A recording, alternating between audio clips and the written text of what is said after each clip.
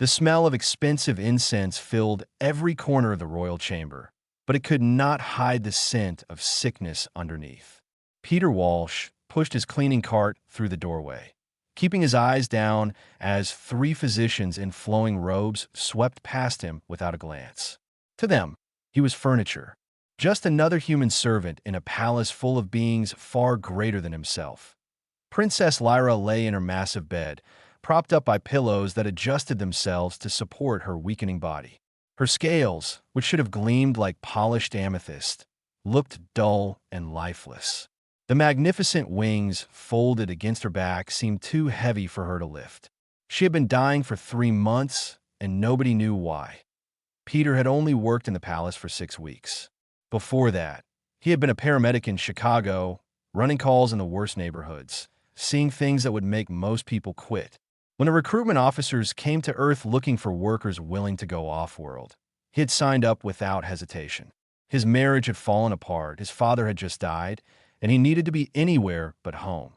Now he was here, on a planet whose name he still could not pronounce correctly, cleaning the room of a dying princess while the smartest doctors in the galaxy stood around looking confused. Dr.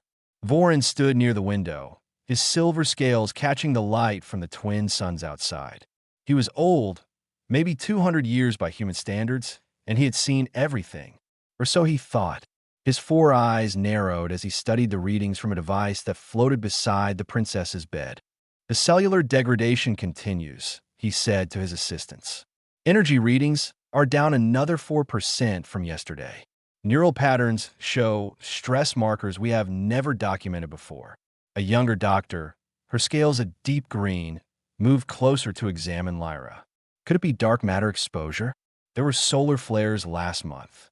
"We tested for that," Vorin said, irritation creeping into his voice. "We have tested for everything.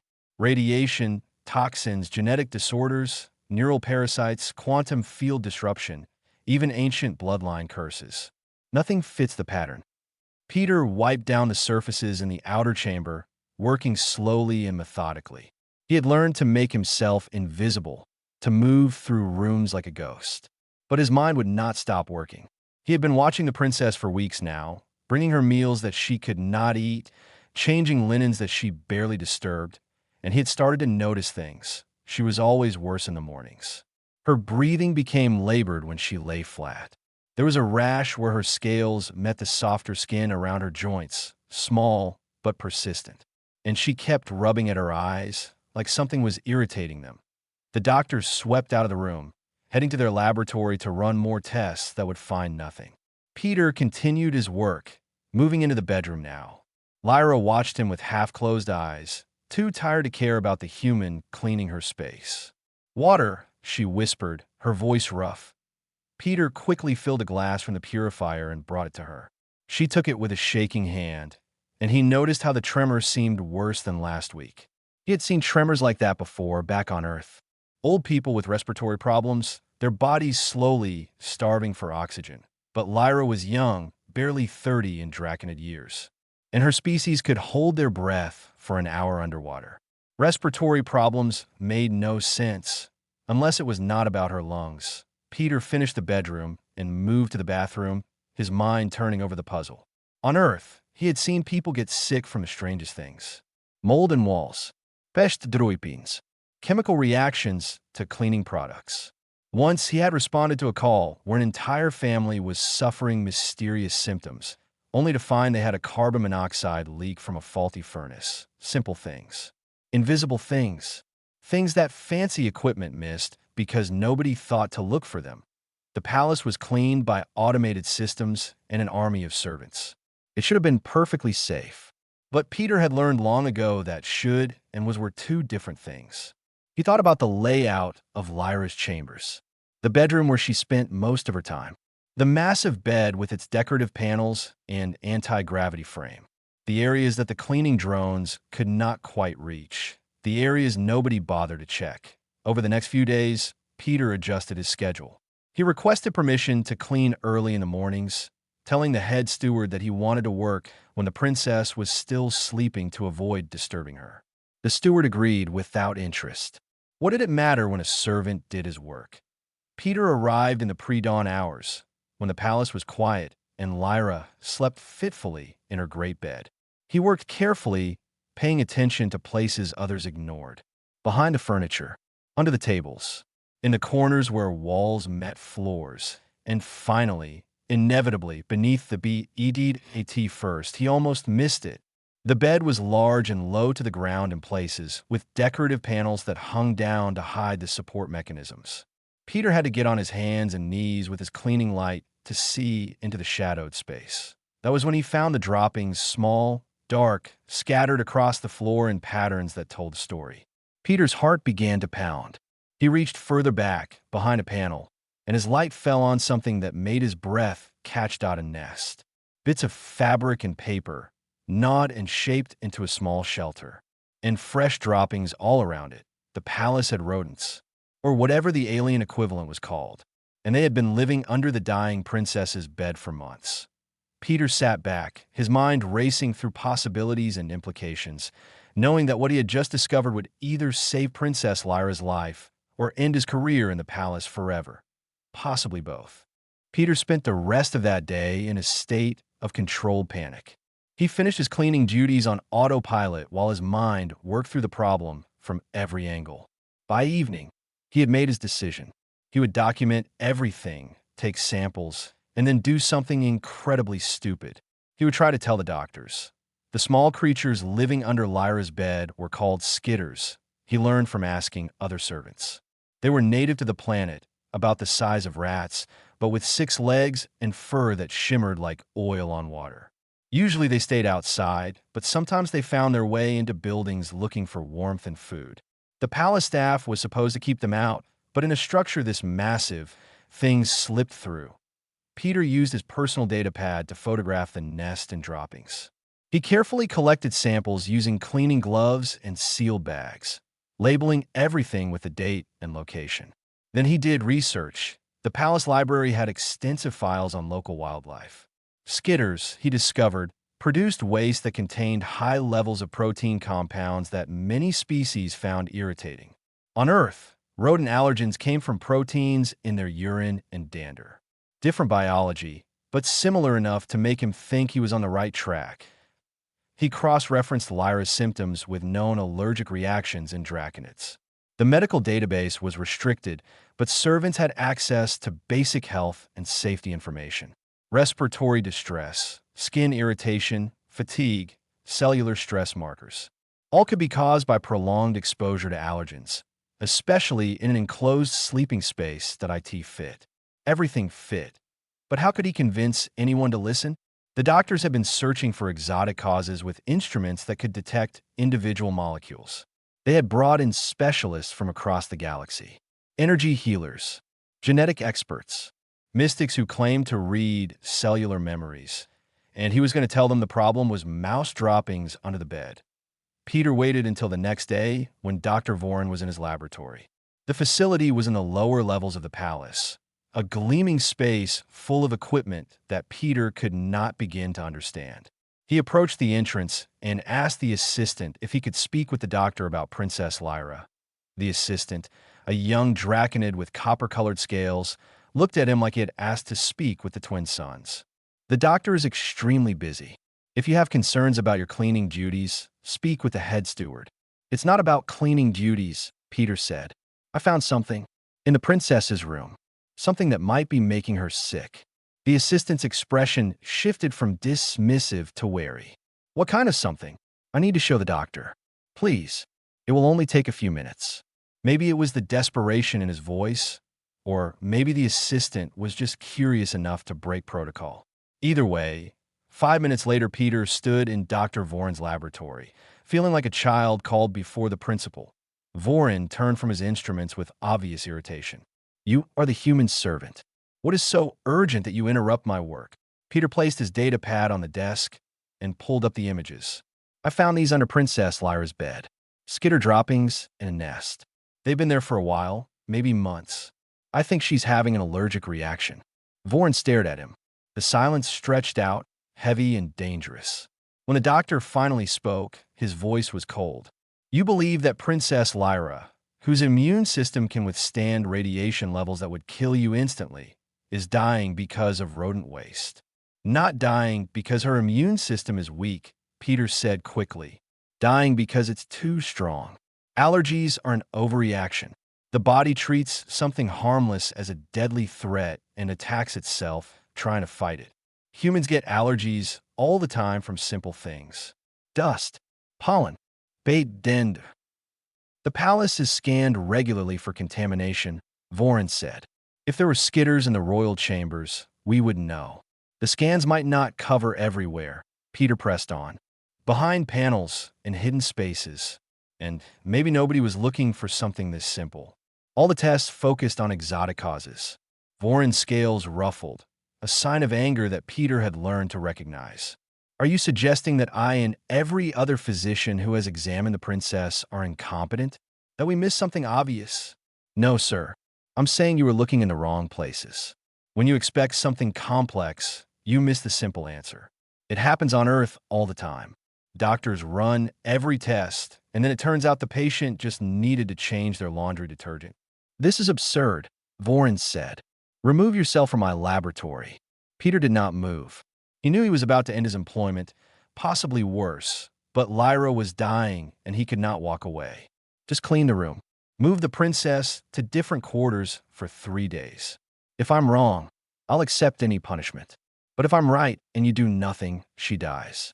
What do you lose by trying? I lose time that could be spent on actual medical treatment, Vorin said. Security, remove this human.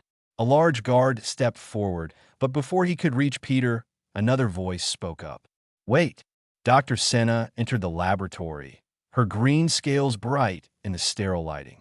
She was younger than Vorin, maybe only 80 years old, and she had been listening from the doorway.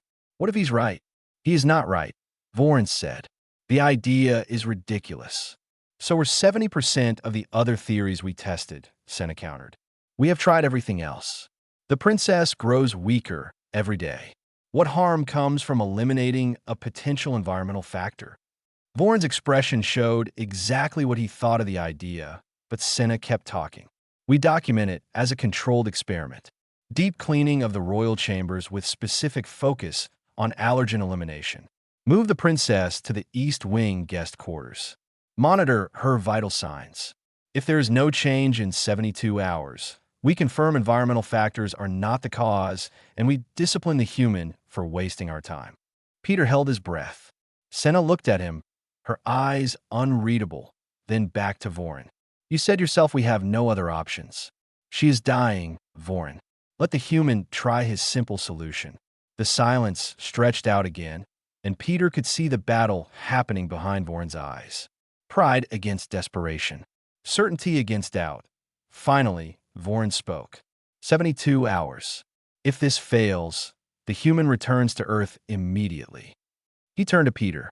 And you had better hope you are wrong, because if you are right, every physician in this palace will have to answer for missing something this obvious. Peter nodded, his heart hammering. I'll coordinate the cleaning myself. As he left the laboratory, Peter realized that in trying to save the princess, he might have just humiliated the most powerful doctors in the galaxy. If this worked, they would never forgive him. If it did not work, he would be on a ship back to Earth before the week ended. Either way, there was no going back now. The cleaning began at dawn. Peter assembled a team of 5 servants, all human, and explained exactly what they needed to do. They looked at him like he had lost his mind when he described removing decorative panels and scrubbing behind furniture that had not been moved in years, but they followed his instructions. The head steward had authorized the work with obvious skepticism. Moving Princess Lyra in her condition was risky, but Dr. Senna had convinced the Emperor's Chamberlain that all options should be explored.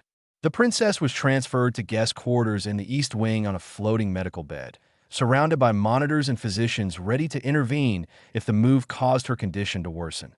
Peter worked alongside his team, getting down on his hands and knees to reach the spaces beneath Lyra's massive bed. The nest was more extensive than he had first thought. The skitters had been living there for months, maybe longer. The amount of droppings told a story of long-term habitation. How did nobody notice this before? Asked David, another human servant who had been in the palace for over a year. Because nobody looked, Peter said, carefully bagging another sample. The cleaning drones cannot fit back here. The regular servants dust and vacuum the visible areas. Why would anyone check behind decorative panels in the princess's bedroom? They removed every trace of a nest. Peter had them use cleaning solutions he had researched, one specifically designed to break down organic proteins. They wiped down every surface, pulled out furniture, and cleaned areas that had not seen attention since the room was first decorated. The skitters themselves were harder to deal with. They had fled when the cleaning started, disappearing into the walls. Peter requested that the palace maintenance team seal the gaps and access points, preventing them from returning. 3 of the creatures were caught and relocated to the gardens outside, far from the palace proper. By midday, the room gleamed. Peter inspected every corner, every shadow, making sure nothing remained. Then they began the second phase. All the bedding was replaced. The pillows, despite being technological marvels, were swapped for fresh ones. Even the air filtration system was cleaned and reset. Dr. Voren observed the work with barely concealed contempt. He ran his own scans of the room when they finished, searching for any trace of contamination. The allergen levels are elevated, he admitted grudgingly. But that proves nothing. We will know in 3 days if this was anything more than an exercise in futility. Peter said nothing. He had done everything he could. Now, it was up to Lyra's body to respond. The first 12 hours brought no change. Lyra remained in the guest quarters, sleeping fitfully, her vital signs unchanged. Dr. Voren made a point of showing Peter the monitoring data, his expression saying everything his words did not. Peter tried to sleep that night, but could not. He kept thinking about the patients he had treated back on Earth, the ones who had gotten better, the ones who had not. Medicine was never certain. Sometimes you did everything right and still lost. Sometimes you made a guess and saved a life. The randomness of it used to keep him awake back then. 2:8 hour 18, something changed. One of the night shift nurses noticed it first. Lyra's breathing had eased, not dramatically, but measurably. Her oxygen levels improved by 2%. Small, but statistically significant. By hour 24, the improvement was undeniable. The rash on Lyra's skin had faded. Her scales showed the faintest hint of returned color. She slept more deeply, without the restless tossing that had marked her nights for months. Dr. Senna ran blood tests and cellular scans. The inflammation markers were dropping. The immune response that had been ravaging Lyra's body was calming down. Her cells were beginning to repair the damage instead of continuing to attack themselves. "It is working," Senna said, staring at the data with something like wonder. The human was right. Dr. Voren said nothing, but his expression was complicated. Peter saw anger there and embarrassment, but also relief. Whatever pride the doctor had lost, it was worth it if the princess lived. Hour 48. Lyra woke up fully for the first time in weeks. Peter was not there to see it. He was back in his servant quarters, trying to catch up on sleep, when David shook him awake with the news. "She is asking for you," David said. "The human who found the nest. She wants to thank you." Peter dressed quickly and made his way to the guest quarters, his heart racing. When he entered, he found Lyra sitting up in bed, supported by pillows but alert and aware. Her scales had regained much of their shine, and her eyes were cleared. Doctor Senna stood nearby, along with 2 other physicians. They stepped aside as Peter approached, and he noticed they did not look at him with contempt anymore. Now their expressions were complicated, mixed with respect and resentment in equal measure. "You are Peter," Lyra said. Her voice was still weak, but stronger than before. "The servant who cleaned my room." "Yes, Your Highness," Peter said, bowing slightly. He had practiced the gesture with other servants, but still felt awkward doing it. "Dr. Senna explained what you found. What you realized." Lyra paused, gathering strength. "I have been dying for 3 months, and the greatest physicians in the galaxy could not determine why. But you looked under my bed." Peter did not know what to say. "I just did what made sense, Your Highness." "Sometimes the answer is simple." "Simple," Lyra repeated, and something like amusement crossed her face.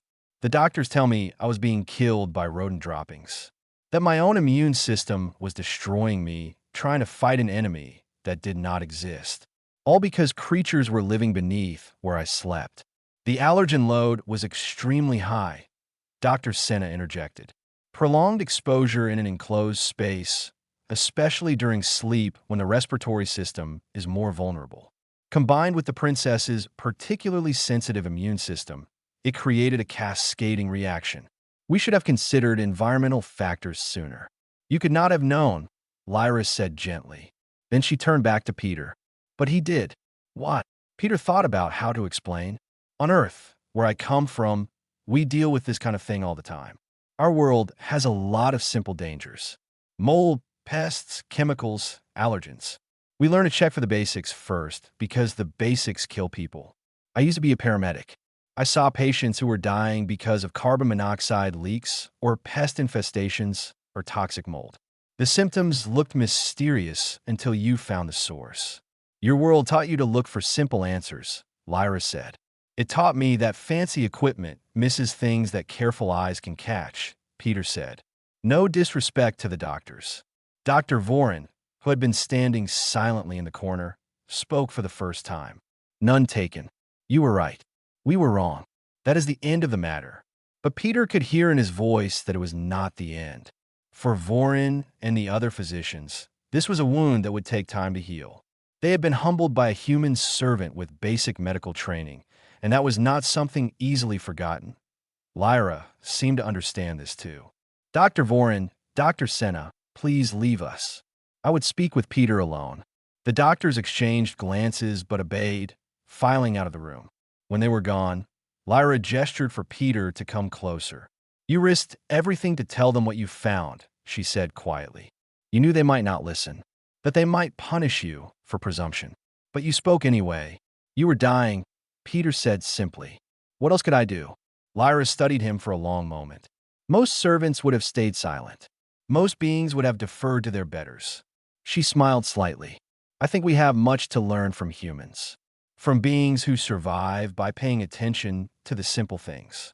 News of Lyra's recovery spread through the palace like fire through dry grass. Within a day, everyone knew the story. The dying princess, the human servant, the nest under the bed. Peter found himself the subject of whispers and stares wherever he went. Some of the attention was positive. Other servants, especially the humans, treated him like a hero. They brought him food, offered to take over his duties, asked him questions about Earth and his old job. But not all the attention was welcome. The Draconid nobility saw him differently now. Some with curiosity, wondering what other insights humans might possess. Others with suspicion, uncomfortable that a servant had accomplished what their best physicians could not. And a few with outright hostility, viewing his success as an insult to the established order. Peter tried to keep his head down and return to his normal duties, but that became impossible when the summons came. Emperor Theron himself wanted to see him. The throne room was the most magnificent space Peter had ever entered. The ceiling soared overhead, supported by pillars carved from single pieces of crystal that glowed with their own internal light. The floor was polished stone that seemed to shift colors as you walked across it. And at the far end, on a throne that looked like it had been grown rather than built, sat the emperor. Theron was ancient by any standard, his scales more silver than purple, his wings bearing the scars of battles fought centuries ago. His eyes, however, were sharp and missed nothing. Peter approached with the other servants who had been summoned, all of them walking in a careful formation they had been taught that morning by the palace protocol master. They stopped at the appropriate distance and bowed. Peter's heart hammered so hard he was sure everyone could hear it. Peter Walsh of Earth. Theron's voice was deep and resonant, filling the chamber. Step forward. Peter obeyed, his legs feeling like they might give out. He had treated gunshot wounds and delivered babies in moving ambulances, but this was different. This was power on a scale he had never encountered. You saved my daughter's life, Theron said. It was not a question. I found the source of her illness, Your Majesty, Peter said carefully. The doctors did the rest. Do not be modest, Theron said. The doctors had failed for 3 months. You succeeded in 3 days. Dr. Senna has explained to me what you discovered and how you convinced them to listen. That took courage. Many servants would have stayed silent rather than challenge their superiors. Peter did not know what to say to that, so he stayed quiet. Theron leaned forward slightly. Tell me, Peter Walsh, why did you look under the bed when no one else did? Because that's what we do on Earth, Your Majesty, Peter said. When someone is sick and the obvious causes are ruled out, we look for the non-obvious ones. Environmental factors, hidden sources, simple things that get overlooked. My world taught me to check the basics. Your world, Theron repeated. The death world. The planet with 1,000 dangers that most species would find uninhabitable. We permit humans to work in the palace because you are adaptable and hardworking. But perhaps there is more value in your presence than we realized. The Emperor gestured, and an aide approached carrying a small box. The Draconid Empire recognizes service that goes beyond duty. You will no longer work as a servant. Effective immediately, you are appointed as a junior medical consultant to the palace physicians. You will assist in diagnostic procedures, particularly in cases where traditional methods fail. Peter stared at the box the aide was holding out to him. Inside was a badge, the kind that physicians wore, marked with symbols he did not fully understand but knew represented authority. Your Majesty, I'm not qualified. I only have basic medical training from Earth. You have something our physicians do not, Theron said. A different way of seeing problems. Dr. Senna has already requested your assignment to her team. She believes you can help train the medical staff to consider environmental factors more thoroughly. Peter took the box with shaking hands. I don't know what to say. Say you will serve the Empire as well in this new role as you did in your old one, Theron said. Then his expression softened slightly. And say you will visit my daughter regularly. She has requested your company. I believe she finds your perspective refreshing. The formal audience ended, and Peter was ushered out of the throne room in a daze. David caught up with him in the hallway, grinning. Junior medical consultant. Not bad for a guy who was cleaning toilets last week. I was not cleaning toilets, Peter said automatically, then stopped. Was I? You were cleaning everything, David laughed. Now you get to tell the fancy doctors what to do. How does it feel? Terrifying, Peter admitted. I have no idea what I'm doing. You saved the princess, David pointed out. I think you know more than you think you do. Over the next week, Peter began his new duties. Dr. Senna took him under her wing, explaining how the diagnostic equipment worked and what information it provided. She was patient with his questions, never making him feel stupid for not understanding Draconid technology, but she also listened when he talked about Earth medical practices, about how emergency responders approached unknown situations, about the importance of taking a complete environmental history from patients, about not being so focused on exotic possibilities that you missed ordinary ones. We have become too specialized, Senna admitted one day as they reviewed case together. Our technology is so advanced that we trust it completely. We forget that instruments only detect what they are designed to detect. If we do not think to scan for something, we will not find it. Peter pointed to the patient file they were studying. Like this one. Chronic fatigue, muscle weakness, cognitive issues. All the scans come back normal. We have tested for 17 different conditions, Senna said. Genetic disorders, neural degradation, energy field imbalances. Nothing matches. Have you checked their living quarters? Peter asked. Air quality, water supply, potential toxin exposure? Senna paused. The palace environmental systems are monitored constantly. Monitored for known toxins, Peter said. What about unknown ones? Or interactions between safe substances that create unsafe conditions? On Earth, we had cases where people got sick because their cleaning products reacted with their air fresheners, creating fumes that were not directly toxic but caused problems over time. Senna looked at him for a long moment, then pulled up the environmental data. They spent the next hour going through it together, and Peter showed her how to look for patterns that the automated systems might miss. They did not find the answer that day, but they found a new way of looking for it. And that, Peter was learning, was just as important. His visits with Princess Lyra became regular occurrences. She was recovering well, growing stronger each day, but she seemed to enjoy their conversations. They talked about Earth, about the challenges of living on a world that constantly tried to kill you, about how that shaped human thinking. You check for dangers automatically, Lyra observed during one visit. Even here, in the safest palace in the Empire, you're always scanning for potential problems. Hard habit to break, Peter admitted. On Earth, letting your guard down gets you killed. Poisonous plants, dangerous animals, extreme weather, microscopic pathogens.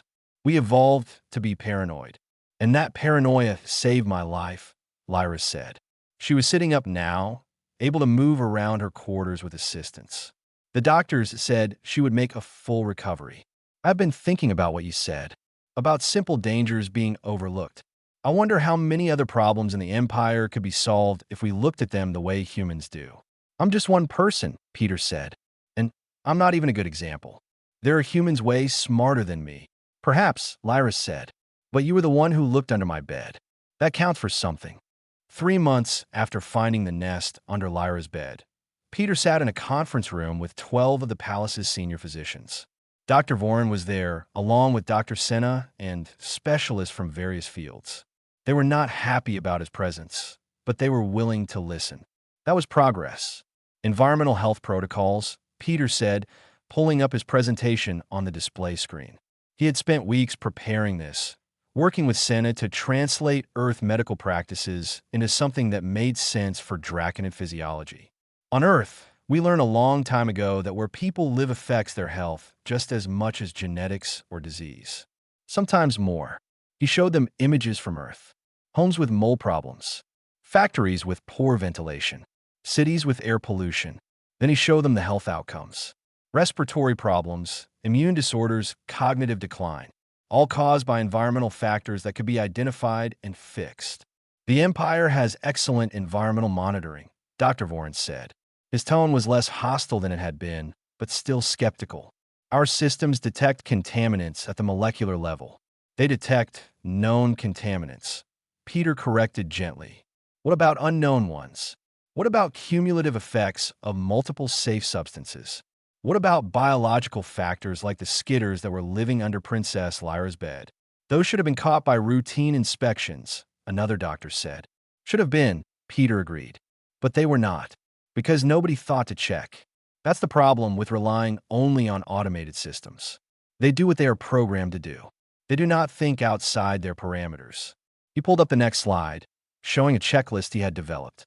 This is what I propose. A comprehensive environmental assessment for any patient with unexplained symptoms. Physical inspection of living spaces, not just sensor scans. Water quality testing. Air composition analysis.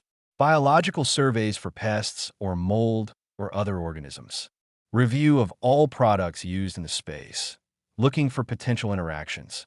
This would take significant time and resources, Voren pointed out. Less time in Princess Lyra spent dying while we search for exotic causes, Dr. Senna said quietly.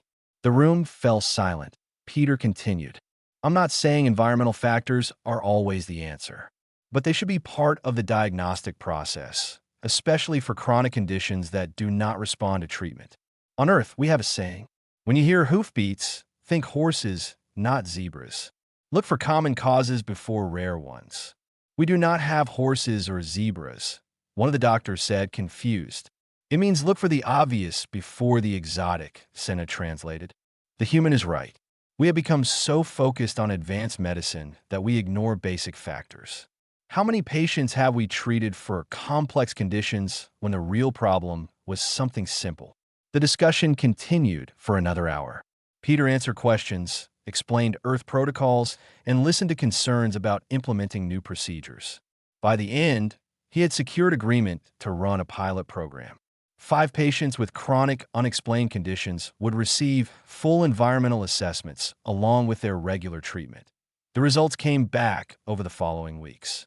Of the 5 patients, 3 showed improvement after environmental modifications.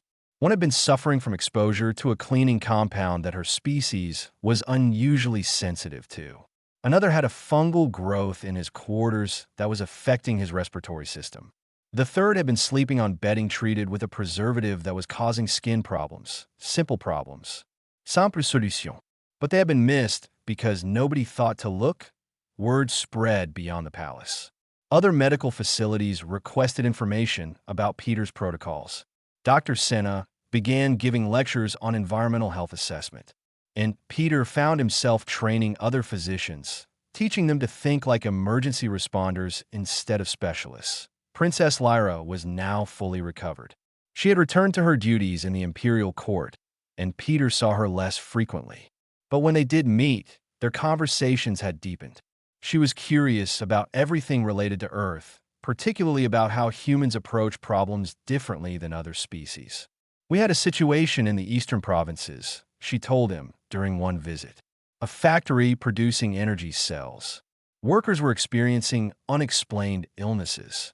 The managers called in medical teams who found nothing wrong. Production continued, and more workers got sick." "Let me guess," Peter said. "Someone finally checked the factory environment?" "Yes. After I suggested they consult with you." Lyra smiled. "They found that the manufacturing process was creating a byproduct that was not toxic individually, but when combined with another substance used in the facility, it produced fumes that caused respiratory problems. The sensors had not detected it because they were not programmed to look for that specific combination." "How many workers were affected?" "Over 200, Lyra said. Her expression grew serious. 200 beings who were suffering because we did not think to check the simple answer. Because we assumed our technology would protect us." Peter heard something in her voice, a weight that went beyond this single incident. "You are thinking about more than just that factory." "I am thinking about the entire empire," Lyra admitted. "We are an advanced civilization. We have technology that seems like magic to younger species. We can manipulate energy, reshape matter, travel between stars. But we have forgotten how to look under the bed." She stood and walked to the window, looking out over the palace grounds. "My father is old, Peter, not just in years, but in thinking. The empire is strong, but it is also rigid. We trust our systems, our traditions, our superiority, and that trust makes us blind." "What are you saying?" Peter asked carefully. "I am saying that when I inherit the throne, things will need to change," Lyra said. "We need to learn from species like yours. Not because humans are superior, but because you see things we miss. You question what we take for granted. You check the basics because your world taught you that survival depends on it." She turned back to face him. "I want to establish an advisory council. Beings from different species, different backgrounds, different ways of thinking. Humans will be part of it. People like you, who bring perspectives we lack." "I'm just a former paramedic," Peter said. "I'm not qualified to advise an empire." "You were just a servant," Lyra countered. "Now you are changing how we practice medicine. Who knows what you might accomplish with a broader mandate." Peter thought about that. About the factory workers who had been helped because someone checked the environment. About the patients in the palace who were getting better because doctors were asking new questions. About all the problems in the galaxy that might have simple solutions if someone just looked at them the right way. "I would need help," he said finally. "Other humans with different expertise. Engineers, environmentalists, safety specialists. People who know how to identify and fix basic problems. Then we will bring them here," Lyra said. "As many as we need. The Empire has the resources. What we lack is the perspective. That is what Earth can provide." She smiled. "You looked under my bed and saved my life. Now I want you to help me look under the bed of an entire civilization and see what problems we have been missing." Peter felt the weight of what she was proposing. It was enormous, maybe impossible. But then again, 3 months ago, he had been cleaning floors and trying to stay invisible. If he could convince the Empire's best doctors to listen to a human servant, maybe other impossible things were possible too. "When do we start?" he asked. "Soon," Lyra said. "But first, I have to convince my father. That will be the hardest part." Peter thought about Emperor Theron, ancient and set in his ways, ruler of an empire that had existed for thousands of years. Convincing him to listen to humans would make convincing Dr. Voran look easy. But if anyone could do it, it was the princess who had learned the value of checking under the bed. Emperor Theron sat in his private study, a room that few outside the imperial family ever saw. The walls were lined with texts older than most civilizations, records of the Empire's history going back millennia. Peter stood before him, trying not to let his nervousness show. Lyra stood beside her father, calm and confident. She had spent the past week preparing for this meeting, gathering data, and building her case. Now, it was time to present it. "You want to bring more humans into the palace," Theron said. It was not a question, not as servants, but as advisors, to help identify problems that our own experts cannot see. "Yes, Father," Lyra said. Peter's success was not an isolated incident. His approach to problem-solving represents a fundamentally different way of thinking, one shaped by surviving on a world that constantly threatens its inhabitants. That perspective has value. Theron looked at Peter. "What do you say, human? Do you believe your species has wisdom to offer an empire that existed before your ancestors discovered fire?" Peter chose his words carefully. "Your Majesty, I do not think humans are wiser than Draconids. But we are different. We grew up on a planet that punishes assumptions and rewards caution. We learned to check everything, trust nothing, and always look for the simple answer before the complex one. That is not wisdom. It is survival instinct. But sometimes survival instinct is exactly what you need. And you believe the Empire needs this. I think every civilization needs outside perspectives," Peter said. "On Earth, we have a concept called fresh eyes. When you work on a problem too long, you stop seeing it clearly. You need someone who has not been staring at it for years to point out what you missed. Humans can be those fresh eyes for the Empire." Theron was quiet for a long moment. When he spoke, his voice was thoughtful. "I have ruled for 3 centuries. In that time, I have seen the Empire grow stronger, more advanced, more secure. We have become the dominant power in this region of space.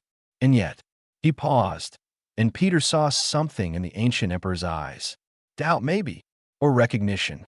"And yet my daughter nearly died because no one thought to look under her bed," Theron continued. "The finest physicians in the galaxy were helpless against rodent droppings. If that is not evidence that we have blind spots, I do not know what would be." Lyra stepped forward. "Father, I am not suggesting we abandon our ways or declare our methods inferior. I am suggesting we supplement them.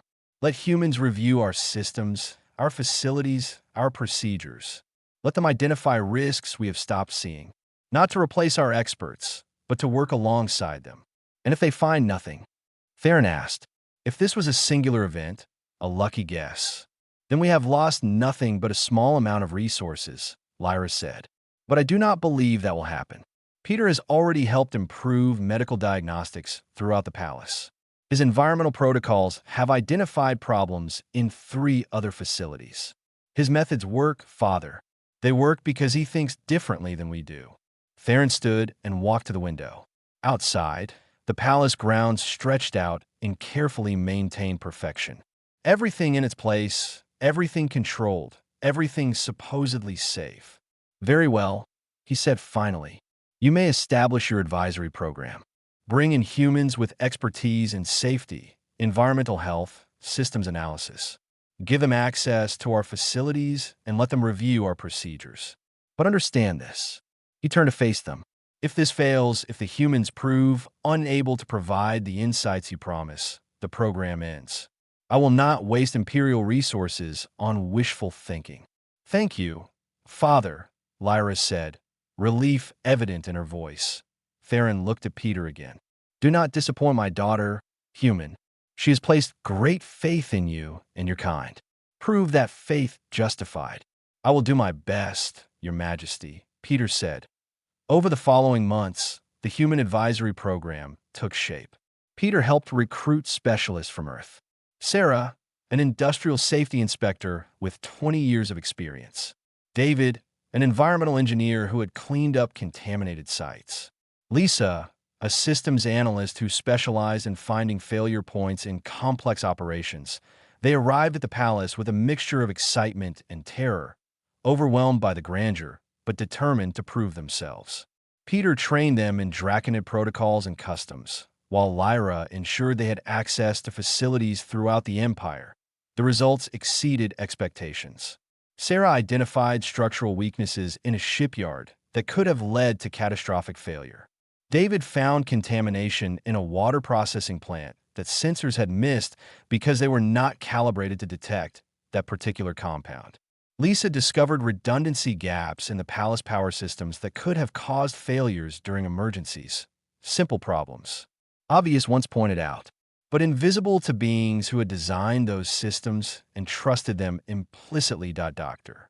Vorin, to his credit, became one of the program's strongest supporters. He had swallowed his pride and admitted that Peter's approach had merit. Now he worked directly with the human advisors, learning their methods and incorporating them into standard medical practice. "We were arrogant," he told Peter one day. "We believed our advancement made us immune to simple mistakes. You showed us that advancement can create its own blind spots." 6 months after the program began, Peter stood with Lyra on a balcony overlooking the city beyond the palace. The sun was setting, painting the sky in shades that Earth never produced. Somewhere below, human advisors were working with Draconid engineers, reviewing systems and asking uncomfortable questions. "Do you ever regret it?" Lyra asked.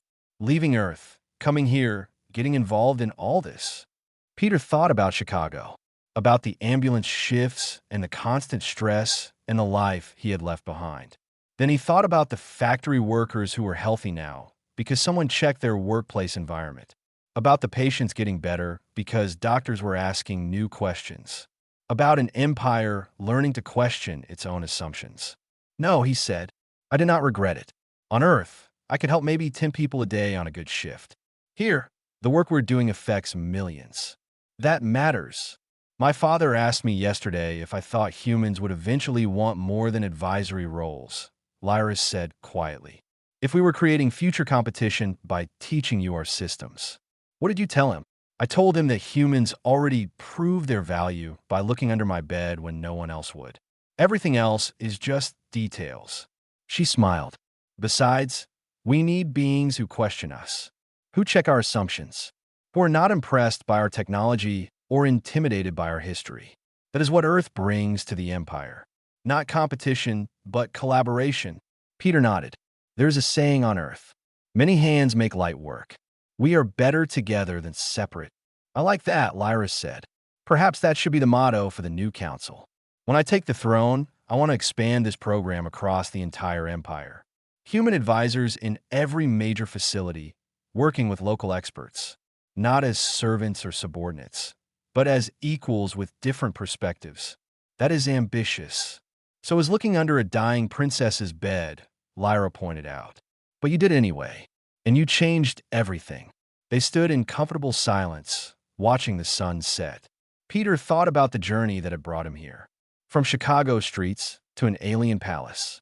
From paramedic to imperial advisor. From invisible servant to someone who helped shape the future of an interstellar empire. All because he had remembered the basics. All because he had checked the simple answer when everyone else was looking for complex ones. All because Earth had taught him that survival meant never assuming you were safe, never trusting that systems were perfect, and always looking under the bed that IT was not the future he had imagined when he signed up to work off-world. But it was better, much better. And somewhere in the palace below, a former servant was teaching alien physicians to think like emergency responders, helping an ancient empire learn the value of fresh eyes and simple questions. The galaxy was changing one checked assumption at a time. And it had all started with rodent droppings under a princess's bed. Sometimes the biggest changes came from the smallest observations. Peter had learned that on Earth. Now the Empire was learning it too, and that, he thought, was worth leaving home for.